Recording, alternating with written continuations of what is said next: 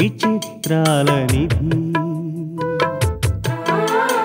ఓ విధి విచిత్రాల నిధి వింత కథల సారథి ఆశ నిరాశల వారధి నిరంకుశ నిర్ణయాల నిర్దయవానిధి ఓ విధి విచిత్రాల నిధి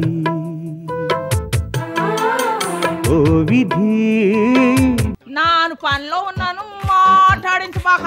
ఏమి దీంతో నువ్వు చేసే పనులు? చెట్లకు నీళ్లు పోయడం, చెప్పలు కడగటమేగా. మీ ఇంట్లో చెప్పులు కడుక్కోకుండా తింటారు కావాలా? మాటకు మాట సమాధానం చెప్తావేంటి? నాకు కానీ కోపం వచ్చిందంటే నిన్ను పని నుంచి పీకి పారేయగలను, జాగ్రత్త. పీకి పారేయడానికి నానేమన్నా పిప్పని అనుకుంటున్నావా? ఎక్కువ మాట్లాడావంటే అంత గుడ్లు పీకి చేతులు ఎట్టేయగలను, జాగ్రత్త. సరేలే గాని సలసాని గారు ఉన్నారా? చలసాని గారా? ఆయనవులు ఆయన ఇంట్లో పని చేస్తూ ఆయన ఎవరో తెలీదా? మీ అయ్యగారు. మరి ఆ మాట ముందు చెప్పొచ్చు కదా, అనవసరంగా నా బుర్ర తినేసావు. నీకు బుర్రంతేగా తింటానికి. నేనే అందరి బ్రెయిన్లు తింటాను, ఇది నా బ్రెయిన్ తినేసింది.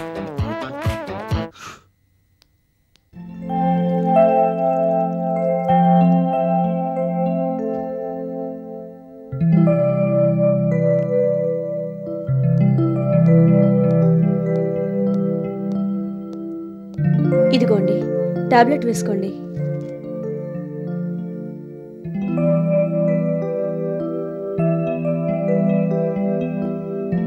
నమస్తే మేడం. లాయర్ గారు మీరా? రండి రండి, కూర్చోండి. వీరు మా వారు, చలసాని గారు. పేరు వినే ఉంటారే. ఎంత మాట మేడం, పరిచయం అయితే లేదు గానీ వారి గురించి నాకు బాగా తెలుసు. నమస్కారం సార్. నమస్కారం. మన లాయర్ గారండి. అలాగా, చెప్పండి లాయర్ గారు, ఏం పని మీద వచ్చారు? మన పని మీదే వచ్చాను మేడం. ఏంటి సందేహిస్తున్నారు? ఆయన ఉన్నారనా? ఆయనకు తెలియదంటూ ఏమీ లేదు, అన్నీ చెప్పాను. ఏం పర్వాలేదు, మీరు చెప్పండి. అదే మేడం, మన ఫ్యాక్టరీ ఒకటి జప్తు చేశారు కదా. అవును. మన ప్రాపర్టీ ఏదైనా షూరిటీ కింద చూపెడితే ఆ ఫ్యాక్టరీ మళ్ళీ మనకు వచ్చేస్తుంది. అది తిరిగి చేతికొస్తే మీరు కొంతవరకైనా కోలుకోవచ్చు. నిజమే లాయర్ గారు, కానీ అది జరిగే పని కాదని మీకు తెలుసు. అలాగని చూస్తూ ఊరుకుంటామా మేడం? మరేం చేస్తాం? ఆ ఫ్యాక్టరీ నా సొంతం కాదని, అందులో సంధ్య కూడా వాటా ఉందని తెలిసి కూడా మీరు ఇలా మాట్లాడితే ఎలా? అయినా వద్దులేండి, నాకు ఈ బిజినెస్ల మీద, ఫ్యాక్టరీల మీద ఇంట్రెస్ట్ చచ్చిపోయింది. ఫైనాన్సర్స్తో గొడవలు, వర్కర్స్తో గొడవలు, కోర్టులు, కేసులు చాలు. ఇంతకాలం ఎలాగో భరించాను, ఇంకా నాకు ఓపిక లేదు. ఈ ఇంట్లో హాయిగా ఏ గొడవలు లేకుండా ప్రశాంతంగా ఉన్నాను. ఇవన్నీ చెప్పి మళ్ళీ నా మనసు పాడు చేయకండి. మీరే అలా డిప్రెస్ అయిపోతే ఎలా చెప్పండి మేడం? లాభాల సంగతి అలా ఉంచండి, వచ్చిన నష్టాన్ని అయినా పూడ్చుకోవాలిగా. సార్, మీరైనా మేడం గారికి నచ్చ చెప్పండి. మేడం గారు జస్ట్ షూరిటీ ఇస్తే చాలు, ఫ్యాక్టరీ మళ్ళీ మనకు వచ్చేస్తుంది. మంచి లాభాలు వచ్చే ఫ్యాక్టరీని పరిస్థితులు బాగోలేక పోగొట్టుకున్నాం. మళ్ళీ దాన్ని సొంతం చేసుకునే అవకాశం వచ్చింది, దాన్ని ఎందుకు పోగొట్టుకోవడం? నిజమే లాయర్ గారు, కానీ అది ఇప్పుడు జాయింట్ ప్రాపర్టీ కదా. షూరిటీ ఇవ్వాలన్నా అందుకు సంధ్య కూడా ఒప్పుకోవాలి కదా. ఆ విషయం కూడా నేను ఆలోచించాను. ఇదివరకైతే రెండు కుటుంబాల మధ్య గొడవలు ఉండేవి కాబట్టి సంధ్య కూడా ఆస్తిలో వాటా కావాలని మొరాయించేది. ఇప్పుడు అందరూ కలిసిపోయారు, రెండు కుటుంబాలు ఒకటైపోయాయి. ఆస్తి ఎవరిదైనా ఒకటే. ఫ్యాక్టరీ మళ్ళీ ప్రారంభమైతే అందరికీ మంచిదేగా. అంతగా అయితే వచ్చిన లాభాలు ఇద్దరూ సమంగా పంచుకుంటారు. మీరు చెప్పిందంతా బాగానే ఉంది లాయర్ గారు, కానీ ఈ విషయాలన్నీ కన్విన్స్ చేసి చెప్పడానికి సంధ్య ఇక్కడ లేదు, అమెరికాలో ఉంది. ఇప్పుడు ఈ వివరాలన్నీ సంధ్యకి ఎలా చెప్తారు, ఎవరు చెప్తారు? ఒకవేళ చెప్పినా ఆ అమ్మాయి అర్థం చేసుకుని మనం చెప్పిన దానికి ఒప్పుకోవాలిగా. వద్దులేండి లాయర్ గారు, జీవితంలో ఇంతవరకు ఎంతో నష్టపోయాను. ఈ ఫ్యాక్టరీ కూడా అందులో ఒకటనుకుంటాను. ఇంకా ఆ విషయం వదిలేయండి. ఇవన్నీ చెప్పి అనవసరంగా ఆయన మనసు కూడా కష్టపెట్టడం ఎందుకు? అలా అని కాదు రోజీ, నిజంగా నీకు ఇంట్రెస్ట్ ఉంటే వేరే రకంగా ఏదన్నా ఆలోచిద్దాం. అవకాశం వచ్చినా ఉపయోగించుకోకుండా మంచి లాభాలు వచ్చే ఫ్యాక్టరీని వదులుకోవడం ఎందుకు? నిజంగా నాకైతే ఏ ఇంట్రెస్ట్ లేదండి. నాకు అనవసరం కూడా. కాకపోతే రేపు వినోద్కైనా ఫ్యాక్టరీ ఉంటుందని చిన్న ఆశ. దాన్ని ఎలాగైనా నిలబెడితే రేపు వాళ్ళకైనా కలిసొస్తుంది కదా.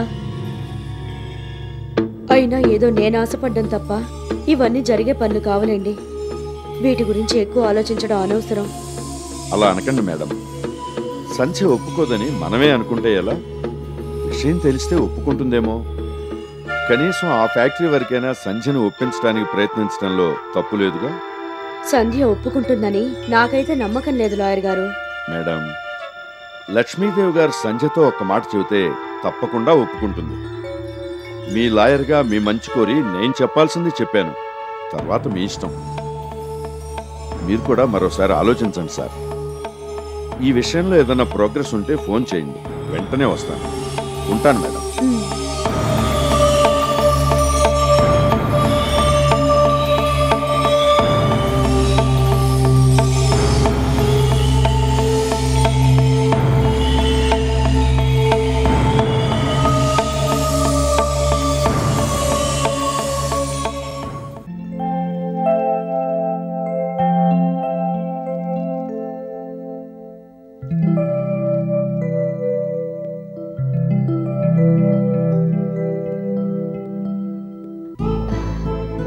రండి రండి. ఏమిటి, ఆఫీస్కి వెళ్ళలేదా? ఎంత తీరుబడిగా వచ్చారు? ఆఫీస్కనే బయలుదేరాను లక్ష్మి, కానీ మనసేం బాగోలేదు, వెళ్ళలేకపోయాను. ఏదైనా పర్సనల్ ప్రాబ్లమా? నీకు తెలియని పర్సనల్ ప్రాబ్లమ్స్ ఏముంటాయి లక్ష్మి? ఒకప్పుడు భార్య లేక బాధపడ్డాను, ఇప్పుడు భార్యను చూస్తూ బాధపడుతున్నాను. రోజీకి అంత ప్రాబ్లం ఏమొచ్చింది? రోజీ ఫ్యాక్టరీ ఒకటి కోర్టు జప్తు చేసింది. మంచి లాభాల్లో నడుస్తున్న అది కోర్టు గొడవల్లో పడి మూతపడింది. తన సొంత ఆస్తి అని రోజీ షూరిటీ ఇస్తే ఆ ఫ్యాక్టరీ తిరిగి రోజీకి హ్యాండ్ ఓవర్ చేసేస్తారు. అదే జరిగితే రోజీ మళ్ళీ ఫైనాన్షియల్గా చాలా వరకు కోలుకుంటుంది. కానీ అది జరగాలంటే ఈ ఆస్తి రోజీదేనని, సంజయ్కి ఎలాంటి సంబంధం లేదని క్లియరెన్స్ రావాలి. అది జరిగే పని కాదు. సంధ్యని కూడా అడగలేం. పోనీ నేను షూరిటీ పెడదామన్నా మీ ప్రాపర్టీ ఇక్కడ లేదు, చెల్లదు అంటున్నారు. మంచి అవకాశం పోతోందని, మళ్ళీ రాదని రోజీ చాలా బాధపడుతోంది. మరి ఈ విషయం ఇంతవరకు నాకెందుకు చెప్పలేదు? నాకు తెలిస్తేగా చెప్పడానికి. ఈ మధ్య రోజీ చాలా మూడీగా, దేని గురించో ఆలోచిస్తున్నట్టుగా ఉంటుంది. నేను కారణం అడిగినా చెప్పకుండా టాపిక్ డైవర్ట్ చేసేసేది. నేను ఎందుకు లేని ఊరుకున్నాను. కానీ మొన్న రోజీ లాయర్ వచ్చి ఈ రకంగా చేస్తే మళ్ళీ ప్రాపర్టీ తనకి రావడానికి ఛాన్స్ ఉందని, అలా ఎందుకు చేయకూడదని అడిగారు. సంజయ్ నుంచి ఆస్తి విషయంలో క్లియరెన్స్ వస్తే రోజీ పరిస్థితి మళ్ళీ బాగుపడుతుంది, అంతేగా? సింపుల్గా చెప్పాలంటే అంతే లక్ష్మి. కానీ ఎలా? అది జరిగే పని కాదు. రోజీ అంతలా బాధపడుతుంటే చూస్తూ ఊరుకోలేను, అలాగని ఏమీ చేయలేను. నన్నేం చేయమంటావో చెప్పు. ఆస్తి గురించి అంతలా ఆలోచించడం ఎందుకు చలసాని గారు? అది ఎలాగూ రోజీదే. అది ఎప్పటికైనా రోజీకి చెందాల్సిందే. లక్ష్మి, అవును, రోజీ చేసిన పనులకి తగిన బుద్ధి చెప్పాలని సంజయ్ కోర్టులో కేసు వేసింది. కానీ ఆ ఆస్తి మాకు అవసరం లేదు. ఒకవేళ వచ్చినా అది ట్రస్ట్ పనులకే తప్ప సంజయ్ స్వంతానికి ఉపయోగించుకోదు. ఆ విషయం నాకు తెలియదా లక్ష్మి? అందుకే చెప్తున్నాను, రోజీ చాలా నష్టపోయింది. మనం సహాయం చేయాలని సంజయ్కి ఒక్క మాట చెప్తే చాలు, ఆస్తంతా రోజీ పేరున రాసేస్తుంది.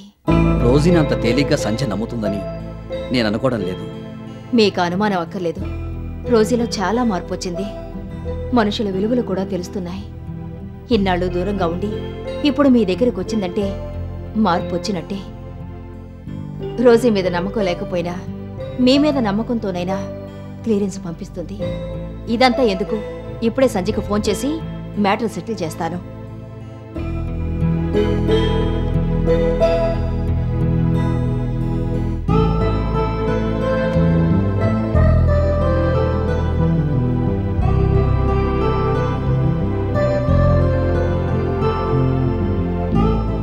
హలో సంధ్య, నేనమ్మా, అమ్మమ్మను మాట్లాడుతున్నాను.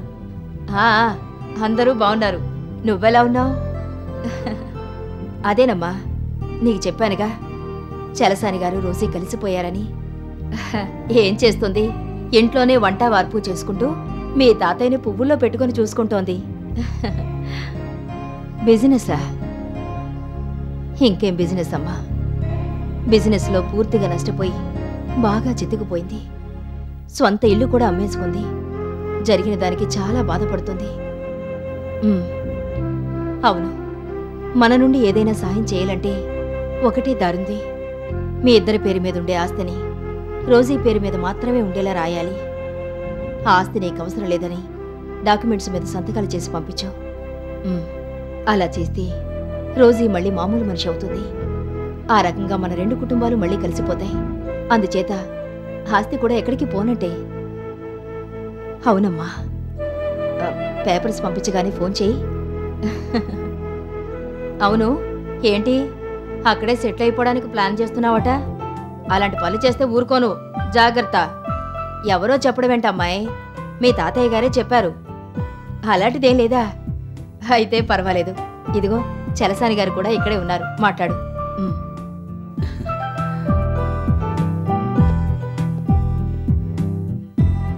హలో సంధ్యా మేడం, ఎలా ఉన్నారు? ఏమిటి, రోజీ నేను కలిసినందుకు అభినందన చెందనాలా? Thank you so much. నువ్వు లేకపోతే సందడే లేదమ్మా. ఆ ట్రైనింగ్ ఏదో పూర్తి చేసుకుని త్వరగా వచ్చేయి. అందరం హ్యాపీగా ఉందాం. ఏంటి, హనీమూన్కి నేను రోజీ అమెరికా రావాలా? You naughty girl. నీ సంగతి ఇక్కడికి వచ్చిన తర్వాత చెప్తానులే. ఓకేనమ్మా, ఉంటాను. మహా అల్లరి పిల్ల. చలసాని గారు, మీ ప్రాబ్లం సాల్వ్ అయిపోయినట్టేగా? నువ్వు తలుచుకుంటే కాకుండా ఉంటుందా? చాలా సంతోషం లక్ష్మి. మీ కుటుంబంలో అందరూ ఏదో విధంగా నన్ను అవసరంలో ఆదుకుంటూనే ఉన్నారు. ఆ రకంగా నేను అదృష్టవంతుణ్ణి. మీరు చూపిస్తున్న అభిమానానికి, చేస్తున్న సహాయానికి చాలా రుణపడిపోతున్నాను. ఆ రుణం ఎలా తీర్చుకోవాలో అర్థం కావడం లేదు. ఈ రుణాలు తీర్చుకోవడాలు ఇవన్నీ మనసులోంచి తీసేసి మీరు ఆరోగ్యంగా ఆనందంగా ఉంటే చాలు. మా రుణం తీర్చేసినట్టే. వస్తాను లక్ష్మి. అలాగే.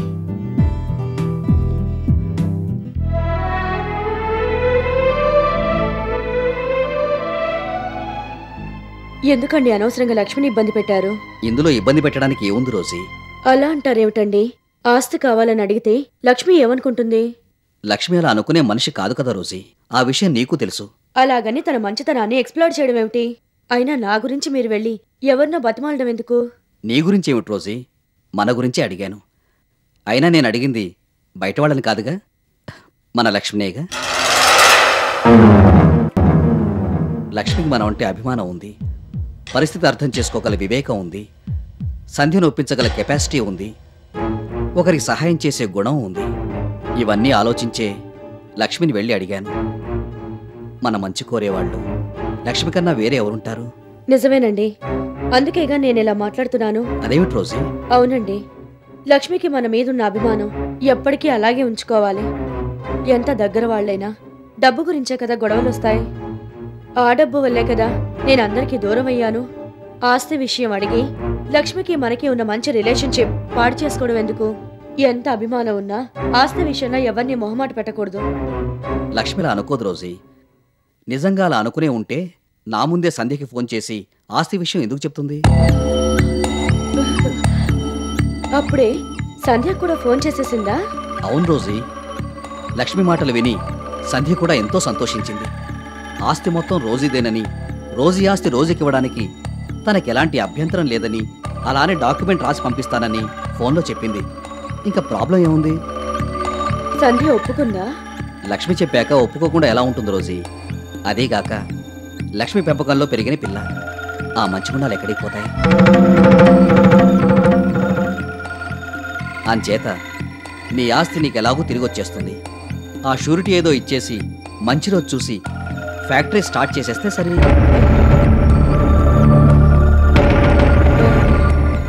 నాకిప్పుడు బిజినెస్లు, ఫ్యాక్టరీలు వీటి మీద పెద్దగా ఇంట్రెస్ట్ లేదండి. ఓకే రోజీ, కానీ అవకాశం ఉన్నప్పుడు ఎందుకు వదులుకోవాలి? ఏదేమైనా నా కోసం మీరు లక్ష్మిని ఇబ్బంది పెట్టారేమో అనిపిస్తోంది. ఇంత చెప్పినా మళ్ళీ మొదటికొచ్చావేంటి రోజీ? ఏవోనండి, మీరెంత చెప్పినా నేను కన్విన్స్ అవ్వలేకపోతున్నాను. ఆ ఆస్తి విషయంలో లక్ష్మిని, సంధ్యని ఎన్ని మాటలన్నాను, ఎంతగా బాధ పెట్టాను. ఇప్పుడు ఆ ఆస్తి కోసం మళ్ళీ వాళ్ళని అడగడం ఎంతవరకు సమంజసం చెప్పండి? ఆస్తి నాకు రాకపోయినా పర్వాలేదండి. దానివల్ల లక్ష్మి మనకి దూరం కాకూడదు. లక్ష్మి కన్నా మనకి ఆస్తి ముఖ్యం కాదు కదా. రోజీ, ఇక ఆ విషయాలన్నీ మర్చిపో. లక్ష్మి చెప్పింది, సంధ్య ఒప్పుకుంది. నీ ఆస్తి నీకు తిరిగి వచ్చేస్తుంది. అందుకని ఇవేమీ మనసులో పెట్టుకోకుండా ముందు ఆ ఫ్యాక్టరీ ప్రారంభోత్సవం గురించి ఆలోచించు. చూద్దాంలేండి.